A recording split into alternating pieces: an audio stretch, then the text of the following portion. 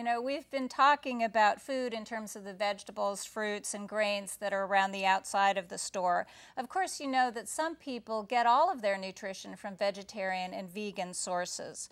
Our community spotlight this month will show us the differences and explain the reasons behind this growing trend. Northwest Veg is a nonprofit organization that promotes this lifestyle, and they're going to show us how to prepare some delicious and nutritious meals from the perimeter of the store. No meat in sight, vegetarian delight. Vegetarian delight.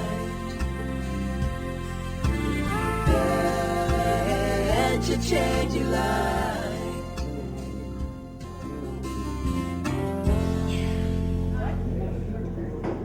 Tonight we're here at the Northwest Veg Potluck, and this is an event that happens weekly, monthly. Can you tell me about that? We have a couple of potlucks. We have one down in Portland that's happens on the third Sunday of every month, and then this one up in Vancouver that's on the last Thursday of the month.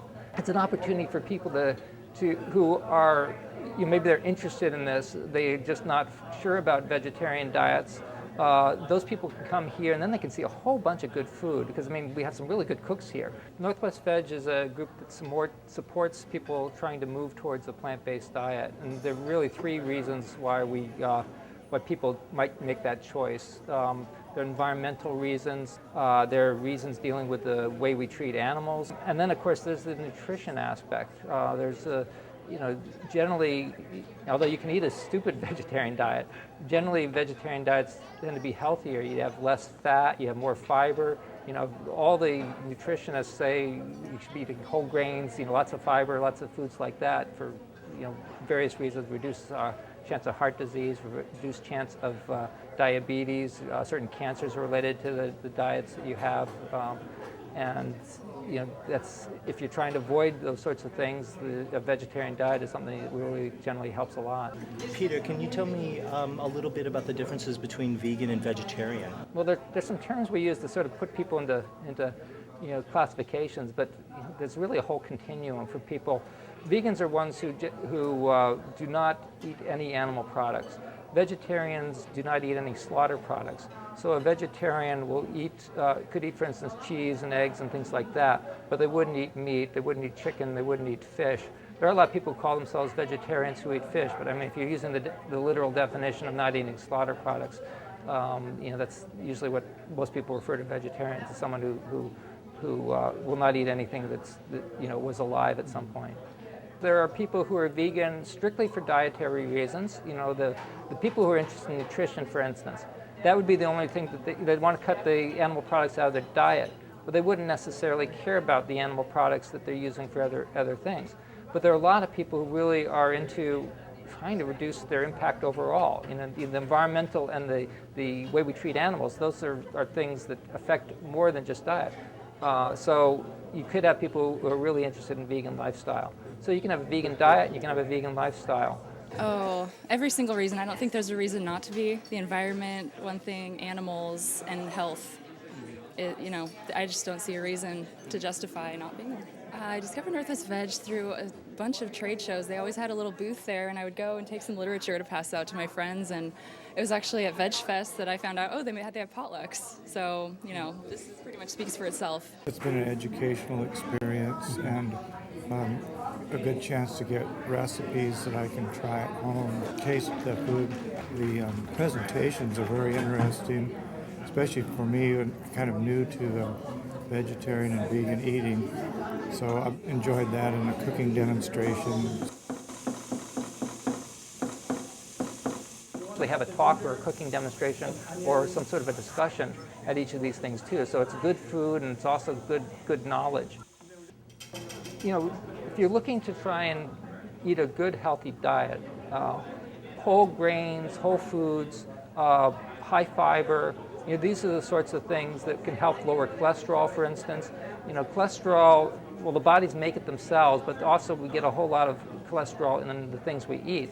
And it's only present in animals. It's not present in plant foods. A lot of the fats that are present in animals, saturated fats, they're ones that are, lead to potential problems like intestinal cancers and so on have been tied to animal fats. You can really have a much healthier diet. Now, you do have to be careful on a pure vegan diet because you need, for instance, make sure you're getting enough vitamin B12. It's not made by plants, it's not made by animals, it's made by bacteria. But if people who are eating animals, those animals have a lot of bacteria in them that are generating those, or they get the bacteria out of the soil as they're eating different things. And so you only need very tiny amounts of vitamin B12, but people who are not vegetarians get it from those sources. Nowadays, we wash all our fruits and vegetables, so if you're vegan, you're probably not getting B12 because you're not getting the bacteria. So a vegan does have to look, if you're not having any animal products, you do have to make sure you're getting B12. Only small amounts are needed.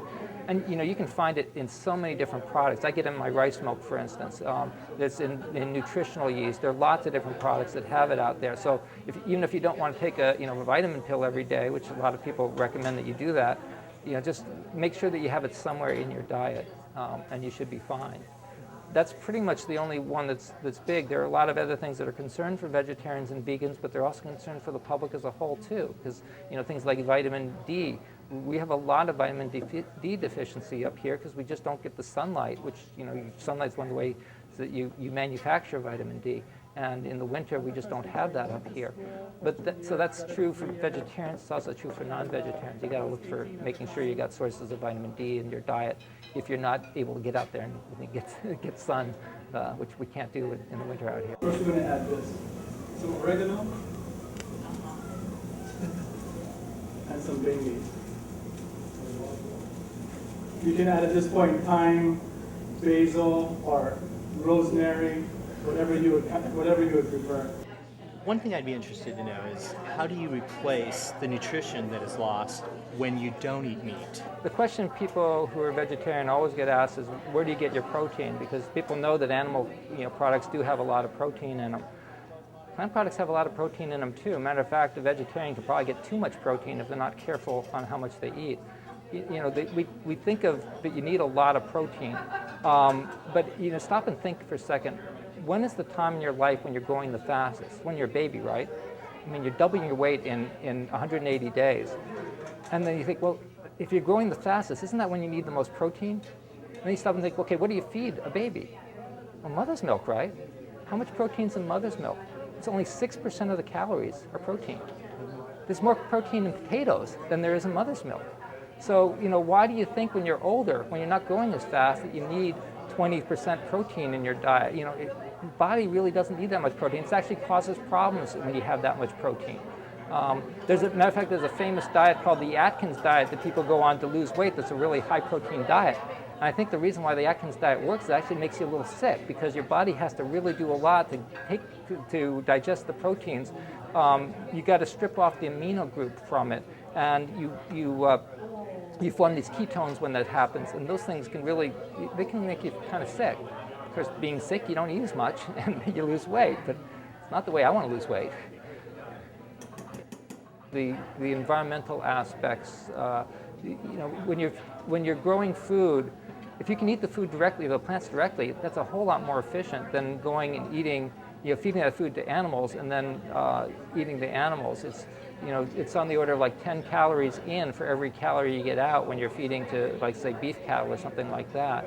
So, if you're talking about efficiency, you're talking about sustainability, you just can't sustain a large population on meat. I mean, the whole world would not be able to eat like we do here in the United States if everybody were eating the sort of meat consumption that we have here.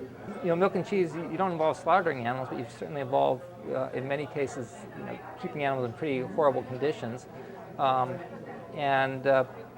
And then on top of that, you have as much global warming problems coming out of milk and cheese as you do out of the beef itself, because it's cows in both cases. They need to be fed a whole lot of food to produce that milk, and they produce methane. They belch methane, which is a really powerful greenhouse gas. The Food and Agriculture Organization found that worldwide that the livestock industry is responsible for 18% of the total greenhouse gases. 18%. I mean, that is more than transportation. That is more than all the cars, ships, boats, trains, it's on a worldwide basis. It's not true here in the United States, but on a worldwide basis, it's huge. And you know, if you're trying to cut your greenhouse gas production, you know, you're trying to live sustainably in that way, you can't do it without looking at your diet. You know, the car you drive is probably less important than the food you eat as far as cutting greenhouse gases.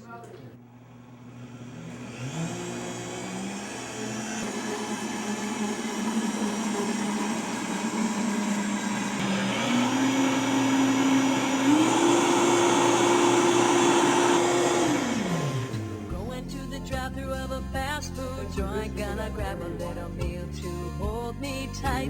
My bottles always spend their best, do it my way, so my order's gonna be the toughest of the day. Be waiting for my chalupa when I drive around, and I'll wait for my pride, baby, till the sun goes down. Burger's gonna be just right. Looking forward to a little vegetarian delight. Cows, but Peter, thank you for inviting us down to Northwest Veg tonight in this special event. Yeah, thank you very much. Brian, wonderful demonstration. Thank you for sharing that lovely food with us. Thank you. I'm glad you enjoyed it. Thank you. Well, I'm Eugene Dendas, bringing you the tools to be sustainable today. Vegetarian delight.